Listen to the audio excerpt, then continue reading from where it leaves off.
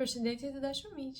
Kam marrë shumë pyetje në lidhje me faktin se si të manifestojmë dhe specifikisht në lidhje me faktin se si të vizualizojmë. Në fakt, e di që mund të jetë shumë e vështirë në hapat e parë dhe sidomos për disa persona specifik. Sepse ka individ të cilët mund të vizualizojnë me i herë, pra nuk ka pse të bëjnë as praktika, as teknika të ndryshme që të vizualizojnë. Thjesht është në natyrën e tyre dhe thjesht janë persona që mund të vizualizojnë, është aftësia e tyre, si thuash. Ka të tjerë që punojnë më mirë me ndjeshmëritë dhe nuk ju punon kaq mirë sensi i vizualizimit, si të thuash, aq shumë sa i ndjeshmërisë dhe i faktit që i ndjejnë emocione dhe ndjejnë më shumë se sa shohin në një sens. Dhe në fakt ndjeshmëria është shumë e rëndësishme edhe në procesin e manifestimit. Dhe madje është ndoshta më e rëndësishme, por duhet ndërthurur të dyja sigurisht. Për shembull, persona të cilët janë shumë të ndjeshëm dhe nuk vizualizojnë dot, më kanë pyetur se si mund të vizualizojnë.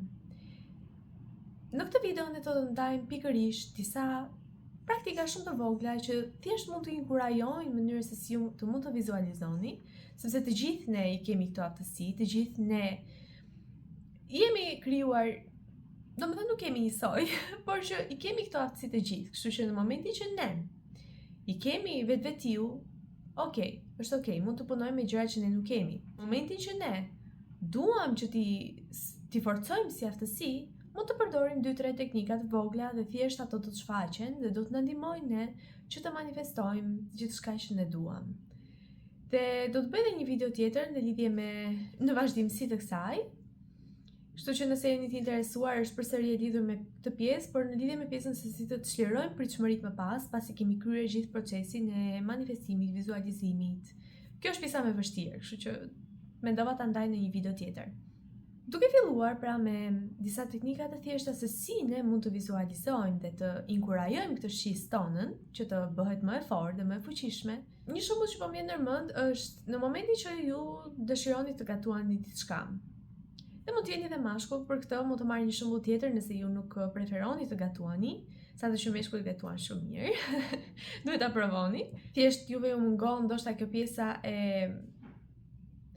nuk e di, mendoni s'keni kohë apo ku di unë, ju duket sikur këtë gjë duhet ta bëj femra, por ndërkohë që kam vënë re që qoftë vllai im për shembull gatuan njerëzakonisht shumë mirë dhe ndonjëherë edhe më mirë se unë më duhet ta pranoj.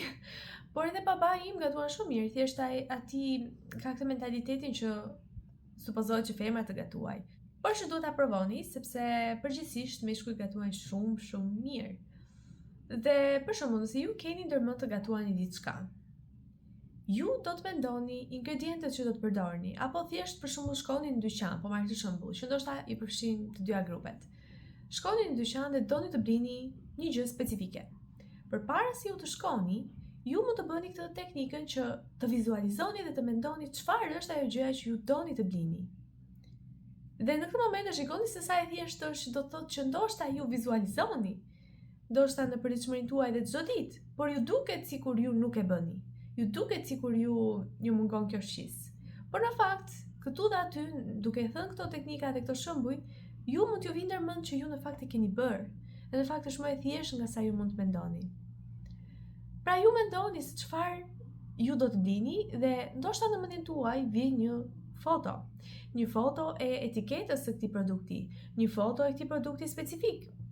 Tani ajo që këtu mund të diferencoj është fakti që në momentet e para apo në hapat e parë, ju thjesht mund të jetë diçka e turbull, që mund të shikoni thjesht ngjyrën nëse është produkti kuq, mund të shikoni thjesht siluetën dhe ngjyrën e kuqe. Por nuk shikoni me detaje, për shembull, çfarë shkruhet në etiketë. Ose nuk e mbani mend ose thjesht nuk e shikoni, çfarë shkruhet në etiketë, gërmat, çfarë gërmash janë, çfarë ngjyre janë, apo me detaje se cilën prej tyre, apo me detaje formën. Pra thjesht shikoni një siluetë dhe një ngjyrë. Ama ky është një hap i parë shumë i mirë dhe shumë i mbar, dhe kjo tregon që ju pra e keni këtë aftësi. Thjesht ndoshta nëse dëshironi të bëheni më mirë, mund të praktikoni më shumë. Por kjo s'do të thotë që ju jeni të diferencuar dhe nuk e keni këtë aftësi dhe ndoshta ju nuk manifestoni dot. Absolutisht jo. Pra ky është një hap dhe një ushtrim shumë i thjeshtë që ju mund të bëni. Nga ana tjetër ishte kjo gjë me gatimin që ne thamë që për shembull na duhen ingredientët dhe mendojmë gjithë ingredientët e mundshëm t'i vizualizojmë çfarë na duhet. Kjo na ndihmon shumë gjithashtu. Dhe ndoshta të vizualizojmë mënyrën se si keku do të dalë në fund, po marr rastin e kekut. Pra të vizualizojmë mënyrën se si ai do të rezultati do të jetë. Dhe kështu ju mund të manifestoni një kek shumë të shijshëm. Apo këtu mund të ndërtoni të gjitha shisat pra që mund t'ju ndihmojnë në manifestim. Me këtë rastin e kekut. Për shembull, ju mendoni të gjithë ingredientët. Dhe mënyrën se si i përzjeni, ndoshta thjesht e lini në dorë të aftësive tuaja magjike për procesin.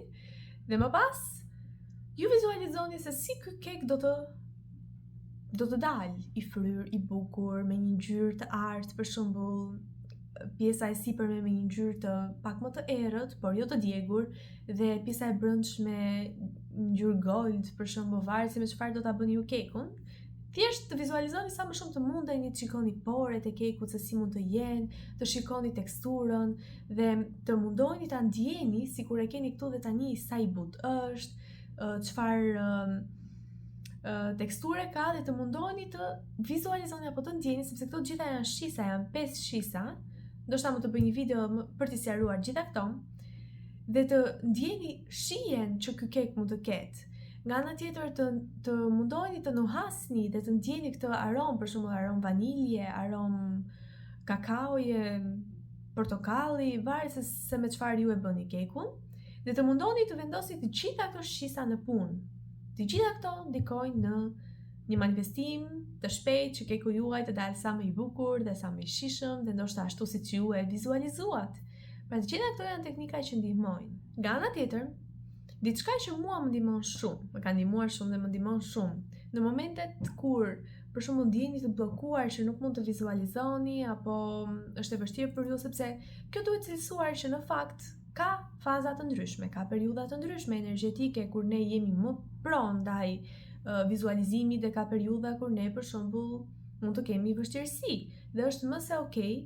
E vetmja gjë që unë dua që ju të mbani ndërmend është që të mos ta sforconi veten, të mos ta gjykoni, të mos ta fajsoni dhe të mos të hiqni dorë me një herë. Sepse këto të gjitha janë ato që ju çojnë ju në zhgënjim dhe ju çojnë ju në një ndjesi që ju nuk e keni, nuk e bëni dot dhe nuk e provoni më.